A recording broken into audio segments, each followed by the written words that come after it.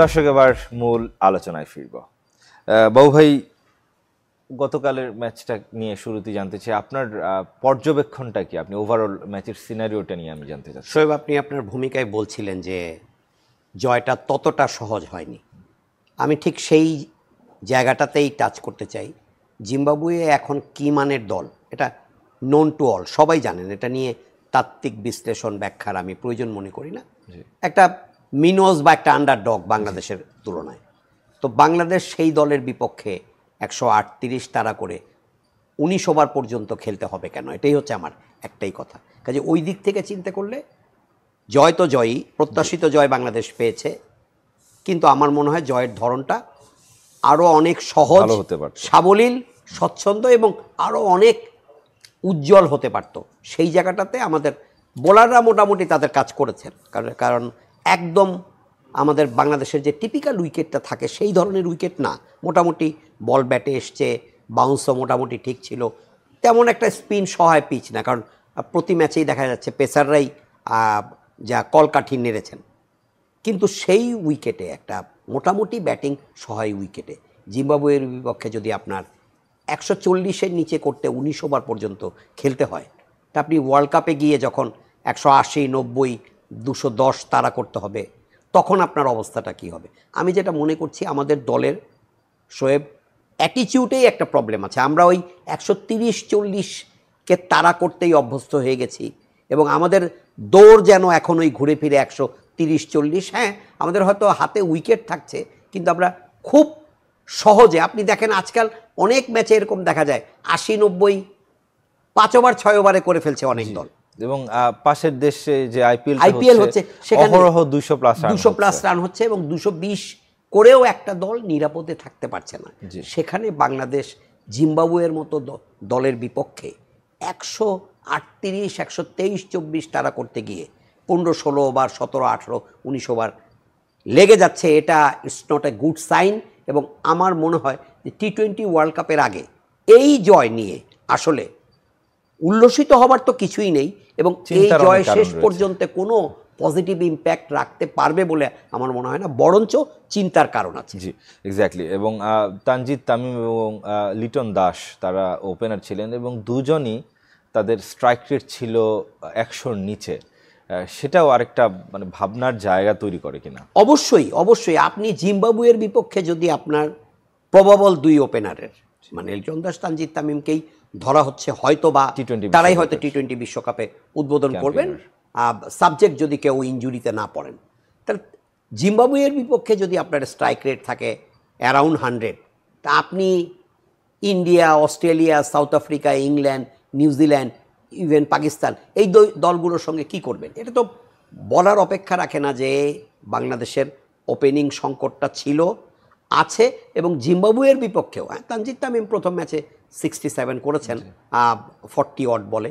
But আমার কাছে মনে হয় যে আপনি যদি জিম্বাবুয়ের এই বোলিংয়ের বিপক্ষে হাত খুলে 150 রানের স্ট্রাইক রেটে খেলতে না পারেন, তাহলে আর সত্যি কথা বলি, তাহলে কিন্তু ওয়ার্ল্ড কাপের প্রস্তুতি এই কথাটা বলাটাই ঠিক হবে না। আপনি যে কোনো লেভেলে এখন দেখেন, আইপিএলে আমরা দেখতে পাচ্ছি, আইপিএলে কেউ 15 বলে 20 বলে 50-60 করে ফেলছেন। সেখানে আমাদের প্লেয়াররা এখনও 21 বলে 22, 22 বলে 23, 23 বলে 22, এই অবস্থায় আছে জিম্বাবুয়ের বিপক্ষে। এটা শোয়েব, আমি বারবার বলছি, এটা অ্যালার্মিং। এবং আমার কাছে মনে হয় শুধু আমাদের সামর্থ্যে যে ঘাটতিটা না, আমাদের চিন্তা ভাবনাটাও এরকম হয়ে গেছে যে এভাবে খেললেই বোধহয় হয়ে যাবে। আপনি এভাবে খেলে পারবেন না, কারণ আপনার প্রতিপক্ষ আপনাকে যে চ্যালেঞ্জটা ছুড়ে দিবে, সেই চ্যালেঞ্জটা ওভারকাম করতে গেলে আপনাকে 150-র আশপাশে স্ট্রাইক রেটে ব্যাটিং করতে হবে। এই অ্যারাউন্ড 100 স্ট্রাইক রেটে ব্যাটিং করে আপনি ওয়ার্ল্ড কাপ কেন, জিম্বাবুয়ে ছাড়া এখন কোনো দলের সঙ্গে পার পাবেন না। জি, আপনি বলছিলেন যে লিটন দাস এবং তানজিদ তামিম এই দুজন প্রবাবল ক্যাম্পেইনার হতে পারেন, ওপেনার হতে পারেন টি-20 বিশ্বকাপে আমরা দেখতে পারি, যদি না কেউ ইনজুরিতে পড়েন।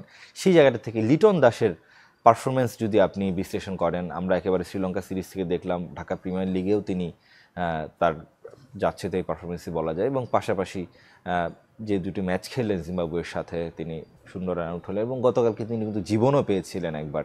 জীবন না পেলে হয়তো বা তিনি আরও আগেই আউট হয়ে যেতে পারতেন।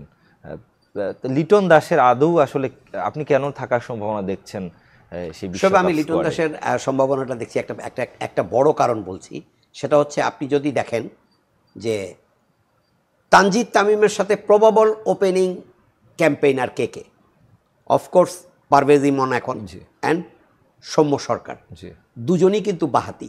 দ্যাট ইজ সৌম্য, পারভেজ ইমন এবং তানজিদ তামিম, তিনজন বাহাতিকে ওপেনিংয়ে রাখাটা, এটাও কিন্তু আবার ক্রিকেটীয় যুক্তিতে আসে না। মানে লিটন দাস কিছুটা, আমি বলবো তার ফর্মটা কিছুটা ঢাকা পড়ে গেছে টিম ম্যানেজমেন্টের কাছে, যে তারা কম্বিনেশনের কথা ভেবে তাকে কনসিডারেশনে। রনি তালুকদারকে মাঝখানে তুলে আনা হলো, তিনি মাঝখানে কিছুদিন খেললেন, কিন্তু গত বিপিএল এ মিজারিবলি ফেল করেছেন। এবং আমি এবারের প্রিমিয়ার লিগে, আপনি জানেন আমি মানে অযাচিতভাবে বলে ফেলি, এখনও আমি প্রিমিয়ার লিগে মাঠে গিয়ে কভার করার চেষ্টা করি। আমি দেখেছি অন্তত মোহামেডানের আউট অফ 13-14টা ম্যাচ আমি অন্তত 5 থেকে 6টা ম্যাচ দেখেছি। রনি তালুকদার ঠিক আপ টু দ্য মার্ক না। লিটন দাসেরও অবস্থা কিন্তু ভালো না। কিন্তু লিটন দাস, আমার কাছে যেটা মনে হয়, লিটন দাস ওই টিম কম্বিনেশনের কারণে তার প্রতি এখনো টিম ম্যানেজমেন্টের একটা আস্থা রাখতে বাধ্য হচ্ছে। অ্যাপ্রোপ্রিয়েট ওয়ার্ডটা আপনি উচ্চারণ করছেন। আদারওয়াইজ লিটন দাসের যা ফর্ম, এই ফর্ম নিয়ে ইন্টারন্যাশনাল ক্রিকেটে আমি গত পরশুদিন রাতে দেখছিলাম, তিনি টেস্ট, ওডিআই এবং টি20তে শেষ তার 12 ইনিংসে, দ্যাট ইজ 4টি করে ইনিংস আমি দেখেছি, 12 ইনিংসে কোনো 50 নেই। এবং এর মধ্যে ম্যাক্সিমামই হচ্ছে ডাবল ফিগারে যেতে পারেননি। 0 রানে আউট হয়েছেন 4 ফরম্যাট মিলে 3-4 বার। কাজেই বলে দিচ্ছে as far as form is concern, Liton Das totally out of form. এবং তিনি ছন্দেও নেই, যেটা আপনি বললেন যে লাইভ পেয়েও কিন্তু তার ইনিংসটাকে তিনি লম্বা করতে পারেননি, বড় করতে পারেননি। কাজে আমার মনে হয় লিটন দাসের ব্যাপারেও চিন্তার অবশ্যই অবকাশ আছে। কিন্তু ওই যে বললাম, পারভেজ ইমন, তানজিদ তামিম বাংলাদেশ বাহাতি হয়ে যাওয়ায় অপশনটা তার পক্ষে চলে গেছে। বাট বাবু আমাদের সাথে একজন দর্শক আছেন। দর্শক, আমরা একটু কথা বলতে চাই দর্শকের সাথে। দর্শক, নাম পরিচয় জেনে আপনার মতামত কিংবা পরামর্শ দেবেন। বাবু ভাই, আসসালামু আলাইকুম। ওয়ালাইকুম আসসালাম। বাবু, আবার প্রশ্নটা আসলে বলি যে লিটন তো দিনের পর দিন সবাইকে হতাশ করছে, তাই না? কালকে দেখা গেল আউট হওয়ার পরও কিন্তু চিটাগংয়ের দুয়ো ধনী হলো। যেমন আমরা সাকিবের কথাই, তামিমের কথাই বলি, জুনিয়র তামিম ডান করা প্লেয়ার ছিল। আমরা কিন্তু চিন্তা মনে, আমি কিন্তু ঘরোয়া লিগে সব খেলাই দেখি, আমি পার্সোনালি আমি দেখি। যাই হোক, সে কিন্তু ঠিকই ফর্মে ছিল। ওয়ার্ল্ড কাপের মধ্যে একটা জায়গা তাকে হঠাৎ করে নিয়ে চলে গেছি আমরা, তাই না? কিন্তু লিটনের যে ব্যাপারটা দেখবেন, লিটন যতই টপ করুক, সে কিন্তু ওয়ার্ল্ড কাপের প্রথম উদ্বোধনী ব্যাটসম্যান হিসেবে নামবে। কারণ আমাদের সাহস নেই যে লিটনের রিপ্লেসমেন্ট কাউকে দিব। Thank you. জি বাবু ভাই, ঠিক বোঝা গেল না আসলে, কোনো পরিচিত কেউ সম্ভবত, প্রশ্নটা ঠিক বোঝা গেল না। মানে লিটনের রিপ্লেসমেন্ট নিয়ে তিনি সম্ভবত প্রশ্ন করেছিলেন যে আদৌ কেউ আছে কিনা আসলে লিটন। না, রিপ্লেসমেন্ট হিসেবে তো আমরা অলরেডি আলোচনা করে ফেলেছি। ধন্যবাদ প্রশ্নকর্তাকে। আমরা যেভাবে শোয়েবের প্রশ্নের উত্তরে আমি যেটা বলছিলাম যে আমাদের তো প্রবাবল অপশন আছে, পারভেজ ইমন তো আছেই, স্কোয়াডেই আছেন, তাকে রাখা হয়েছে। সৌম্য সরকারকেও প্র্যাকটিস করানো হচ্ছে এবং সৌম্যকে তৈরি করানোর প্রাণপণ চেষ্টা চলছে। এটা তো সত্যি, লিটন দাস যদি অ্যাটলিস্ট ক্রিকেটের বর্তমান পার্সপেক্টিভে, বর্তমান ক্রিকেটটা যেই কালটা আসলে অতিক্রম করছে, এইখানে এসে এই ডানহাতি বাহাতি কম্বিনেশন কিংবা বোলিং ব্যাটিং নিয়ে মানে ভাবনার অবকাশ কতটুকু? একদম নেই সেটা আপনি বলতে পারবেন না, আবার অনেক আছে সেটাও বলা যাবে না। এটা থাকে, ধরেন আপনার অপোনেন্ট যদি জানেন যে আপনার প্রথম 3 জন, যেহেতু আনডাউটেডলি আপনার 3 নম্বরে খেলবেন ক্যাপ্টেন নাজমুল হোসেন শান্ত, তাহলে আপনার 3 জন ওপেনার বাহাতি, আপনার নাম্বার 3 অপশন বাহাতি। সাকিবও নিশ্চয়ই আমার ধারণা টি20 ওয়ার্ল্ড কাপে হয়তো 4-এ খেলবেন, এগিয়ে খেলবেন। তাহলে যদি সাকিবও খেলেন, তাহলে আপনার প্রথম 5 জন বাহাতি। অপোনেন্টের তো কৌশল আটতে অনেকটা সহজ হয়ে যাবে। এগুলো মাথায় রাখতে হয়। এটা যে, তারপরেও বলছি, এটা যে খুব একদম এফেক্টিভ হয়ই। আপনি বাহাতি 2 জন ওপেনার নিয়ে নামলে যে মহাভারত অসহ্য হয়ে যাবে, আপনি কিছুই করতে পারবেন না তা নয়, বাট অপোনেন্টের কৌশলটাকে একটু জটিল করার একটা চেষ্টা মাত্র, আর কিছুই নয়। তা আমার কাছে যেটা মনে হয় যে শোয়েব, আপনি যেটা বলছেন আমিও একমত, লিটন দাসের এই ফর্ম নিয়ে তার ওয়ার্ল্ড কাপ দলে থাকাটা আসলেও কঠিন। এখন তার অতীত বিবেচনারও কিন্তু এটা আসলে এখন সময় না, কারণ আপনি এতটাই অফ ফর্মে আছেন যে আপনাকে এখন বিচার বিবেচনা করতে হচ্ছে শুধুমাত্র, আমি বললাম যে কম্বিনেশনের কথা ভেবে। এখন লিটন যদি আগামীকালকে ম্যাচ আছে, এরপরে 2টা ঢাকায়, আমি জানি না লিটনকে 5 ম্যাচই খেলানো হবে কিনা। যদি লিটন কোনো ম্যাচে ক্লিক না করেন তাহলে আমার মনে হয় তার সম্ভাবনা অনেক কমে যাবে। আমার কেন যেন মনে হচ্ছে যে লিটন দাসকে 5 ম্যাচেই ট্রাই করা হবে, অ্যাটলিস্ট ঢাকায় 1 ম্যাচ পর্যন্ত, মানে কালকে সহ ঢাকায় যে 2টো ম্যাচ একটা, এই 4 ম্যাচেও যদি লিটন কিছু করতে না পারেন তাহলে কিন্তু লিটনের অপশনটা শুধু জিম্বাবুয়ের বিপক্ষে এই সিরিজে হয়তো শেষ পর্যন্ত তিনি নাও থাকতে পারেন। এরপর যে আমেরিকা ট্যুর আছে, ইভেন ওয়ার্ল্ড কাপ, দুটো মিলেই লিটনের আসলে চান্স কমে যাবে বলে আমার ধারণা। একটু লাইন আপের একটু নিচের দিকে যদি আমরা যাই, মাহমুদুল্লাহ আছেন, জাকের আলী অনি কিংবা তাওহিদ হৃদয় খেলেন, এদিকে আবার আমরা একটা দেখতে পাই যে ডানহাতিদের একটা আধিক্য মিডল অর্ডারে। আমরা অবশ্যই এই বিষয়টি নিয়ে আলোচনা করব, তবে দর্শক তার আগে একটা বিরতির সময় হয়ে গেল, কিছুক্ষণের মধ্যেই ফিরছি ক্লেমন বিয়ন্ড দ্য গ্যালারিতে।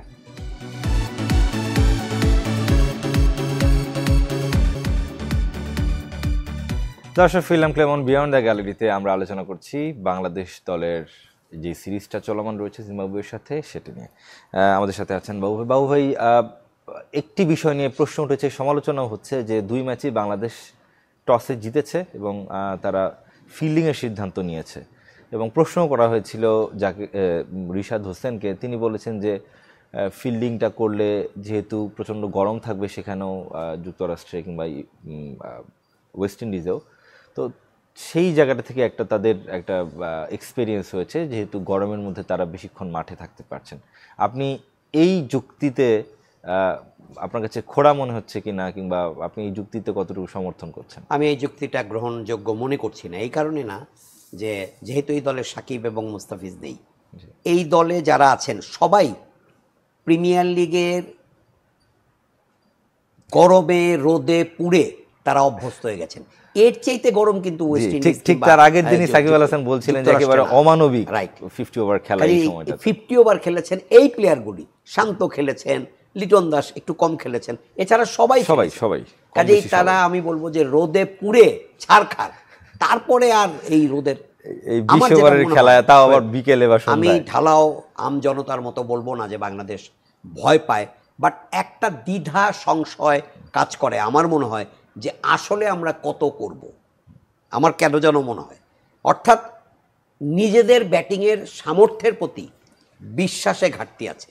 আপনি জিম্বাবুয়ের বিপক্ষে টস জিতে ব্যাটিং করবেন, টার্গেট থাকবে 200 রানের অ্যাটলিস্ট। আমাদের তো আর আইপিএলের উইকেট না, আবারও বলছি, উইকেট যদিও আমি বলেছি শুরুতে যে উইকেট টিপিক্যাল বাংলাদেশের উইকেটের মতো না, কিন্তু তারপরও মিরপুর কিংবা সিলেট আমরা দেখেছি যে বিপিএল যখন খেলা হয় চট্টগ্রামে তুলনামূলক সবসময় রান হয় অ্যাটলিস্ট 170-80। তা আমার বক্তব্য হচ্ছে, আপনি যদি জিম্বাবুয়ের সাথে 200 রানের টার্গেট নিয়ে আগে ব্যাট করে অ্যারাউন্ড 180+ বা 190 করতে না পারেন, তা আপনি বড় শক্তিগুলোর বিপক্ষে কত করবেন? 130-40, এবং সেটা করে 7 উইকেটে 8 উইকেটে হারবেন। এই যে একটা ব্যাড প্র্যাকটিস, একটা ব্যাড হ্যাবিট হয়ে যাচ্ছে যে আমরা জিম্বাবুয়ের এই দলের দৌড় যে 120 থেকে 140-এর মধ্যে, এটা আমার মনে হয় কোনো ক্রিকেট এক্সপার্ট হওয়ার দরকার নাই। পাড়ার গলির অবুঝ কিশোরটাও বুঝে গেছে এই দলের মোরাললেস। আপনি দেখেন 2 ম্যাচে, আগের ম্যাচে ছিল 41-7, কালকেও কিন্তু 40-5, অর্থাৎ এই দলের মোরাললেস সামর্থ্যটা হচ্ছে 120 থেকে 140। তা আপনি সেই দলের বিপক্ষে আপনি 200 করে দেখান যে না, আমরা অ্যাটলিস্ট ধারাবাহিকভাবে 3-4টা ম্যাচে 200 করেছি আমাদের দেশের উইকেটে। আমাদের দেশের যে কোনো উইকেটের তুলনায় আপনার আইপিএল বলেন বা একটু ভালো আদর্শ টি20 উইকেটে সেটা 220 সে বা 225-এ গিয়ে রূপান্তরিত হবে। আসলে আমাদের সাহসটাই কম, যে আমরা ভয় পাচ্ছি। আমি আবারও বলছি, সেই কথাটা বলবো না, কিন্তু আমরা আসলে কত রান করতে পারবো একটা ভয় বোধহয় কাজ করে। কি জানো, যদি 130-40-এ আটকে যাই তাহলে তো জিম্বাবুয়েতে 140 করে ফেলতেই পারে। একটা শঙ্কা কিংবা সংশয় থাকে, যে দ্বিধা থাকে যে আমরা আসলে কত করব। এই সংশয় যদি জিম্বাবুয়ে, মানে নিজেদের সামর্থ্য নিয়ে যে সংশয়, এবং এই সংশয় যদি আপনার জিম্বাবুয়ের সাথে থাকে, আপনি ওয়ার্ল্ড কাপে গিয়ে কি করবেন? আপনার সেখানে গিয়ে কোনো উপায় নেই। টসে জিতে আপনি ব্যাটিং দিবেন, সেটাও চিন্তার।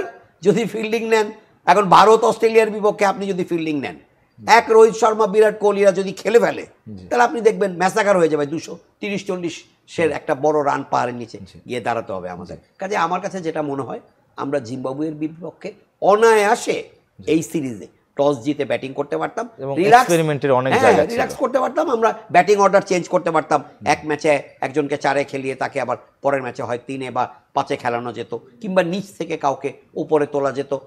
অ্যাকচুয়াল অ্যাবিলিটি কার কত, কে কতটা হাত খুলে খেলতে পারেন আমরা জেনেছি শ্রীলঙ্কার সঙ্গে, দেখেছিও যে রিশাদ অ্যান্ড জাকের আলী অনেক তারা মারতে পারেন, বাট কতটা মারতে পারেন আরেকটু তাদেরকে একটু আমরা চলতি বাংলায় বলি বাজিয়ে দেখা, পরখ করে দেখতে পারতাম। সেই এক্সপেরিমেন্টগুলোকে আমরা ওয়ার্ল্ড কাপে গিয়ে করব, মানে আমার কাছে পুরো ব্যাপারটাই মনে হচ্ছে বাংলাদেশ আসলে বটম লাইন হচ্ছে আমার বাংলাদেশ শুধু জেতার জন্যই এই সিরিজটা খেলছে। কিন্তু এই ধরনের জয় আমরা এর আগেও দেখেছি, এক ধরনের মিথ্যা আত্মবিশ্বাস দেয়। আমরা এর আগে টি-20 বিশ্বকাপের আগে দুবাই যেটি হলো 2021 সালে, আমরা অস্ট্রেলিয়া কিংবা নিউজিল্যান্ডের মতো দলগুলোকে এনে সিরিজ জিতেছি, হোয়াইট ওয়াশ করেছি। সেই জায়গা থেকে একটা মিথ্যা আত্মবিশ্বাসের জায়গা তৈরি হয়। আমি যেটা বলার চেষ্টা করছি যে তারপরও যেভাবে বাংলাদেশ দল 4 উইকেট হারালো এবং একটা সময় বল এবং রানের ব্যবধানও তৈরি হয়েছিল, রিকোয়ার্ড রান রেট অনেক 8-এর কাছাকাছি ছিল, সেই জায়গা থেকে মাহমুদুল্লাহ এবং তাওহিদ হৃদয় এই দুইজন যেভাবে খেলেছেন মিডল অর্ডারে, আপনার কাছে মনে হচ্ছে কি না যে অন্তত মিডল অর্ডারে একটা বাংলাদেশের আস্থার জায়গা রয়েছে? হ্যাঁ, মিডল অর্ডারে মোটামুটি আস্থার জায়গা আছে, কিন্তু একটা জিনিসের অভাব আছে, আপনি সেই জায়গাটাতে সাকিবকে মিস করছে বাংলাদেশ। মিডল অর্ডারে আপনি যদি দেখেন তৌহিদ হৃদয় ছাড়া বাকিদের কিন্তু স্ট্রাইক রেট ওরকম না, এবং আপনি যখন বড় রানের চাপ নিয়ে খেলবেন, যখন বড় স্কোরকে তাড়া করবেন, আপনি যদি একবার বকডাউন হয়ে যান তখন কিন্তু আর কাভার আপ করতে পারবেন না। কালকে স্কোরটা যদি 138 চেজ না করে 150 প্লাস হতো, কালকের ম্যাচটা একদমই বাংলাদেশের নেক টু নেক অবস্থায় গিয়ে পড়তো। কাজেই আমার কাছে যেটা মনে হয় মিডল অর্ডারে মোটামুটি আস্থা তৌহিদ হৃদয় দেখাচ্ছেন, মাহমুদুল্লাহ রিয়াদও অ্যাটলিস্ট এখন বোঝা যায় যে তিনি টাচে আছেন, হয়তো বা আগের মতো 20 বলে 40 করে দিতে পারবেন না, বাট 20 বলে 30 করার মতো অবস্থা রিয়াদের আছে। বাট এই জায়গাটাতে সাকিবকে মিস করছি। আপনার সঙ্গে ব্যক্তিগত আলাপচারিতায় হচ্ছিল যে রিশাদও পারেন, আপনার একটা পাগলাটে প্লেয়ার দরকার যিনি 10 বলে 25 করে দেবেন। আপনি টি-20 ওয়ার্ল্ড কাপে শুরুতে একজন এবং শেষের দিকে শেষ 5 ওভারে একজন অন্তত প্লেয়ার থাকতেই হবে যে কোনো কিছুই দেখবে না, উইকেটে গিয়ে শুধু মারবে। এখন আমাদের সময় একদম সময় শেষের দিকে বাবু ভাই একটা শেষ প্রশ্ন করতে চাই, বোলিং লাইনটায় তুলনামূলকভাবে আপনি উন্নতি দেখছেন কিনা একেবারে ছোট্ট করে? হ্যাঁ, এক কথা যদি বলেন আমি বলবো অ্যাটলিস্ট আমাদের বোলাররা এখন টি-20 বোলিংটা মোটামুটি শিখেছেন। কিছু মানে লাইন অ্যান্ড লেন্থে কিছু জায়গায় ঘাটতি থাকলেও তাসকিন, শরীফুল একেবারে তারা পরিণত হয়ে গেছেন। সাইফুদ্দিনের ইনক্লুশনটা আমি মনে করি আমাদের বোলিংয়ের ভেরিয়েশনটা বেড়েছে। এর সঙ্গে মোস্তাফিজ অবশ্যই এবারের আইপিএল খেলে উজ্জীবিত থাকবেন, সাকিব ইনক্লুডেড থাকবেন, মাস্ট বি, সঙ্গে শেখ মেহেদি। আমার মনে হয় বোলিংটা কম্পারেটিভলি আমাদের আস্থার জায়গা। জি, যতগুলো আসলে লুপহোল বাংলাদেশ দলের আছে সেই জায়গাটা থেকে কাটিয়ে উঠতে পারবে। সময় খুব বেশি নেই টি-20 বিশ্বকাপের আগে জিম্বাবুয়ে এবং যুক্তরাষ্ট্রের বিপক্ষে, সেই এক্সপেরিমেন্টগুলো সবগুলো শেষ করে একটা একেবারে প্রপার প্রস্তুতি নিয়ে যেতে পারবে বিশ্বকাপে, সেই প্রত্যাশা রেখে শেষ করছি লেমন বিয়ন্ড দ্য গ্যালারি। ভালো থাকবেন, সুস্থ থাকবেন সবাই।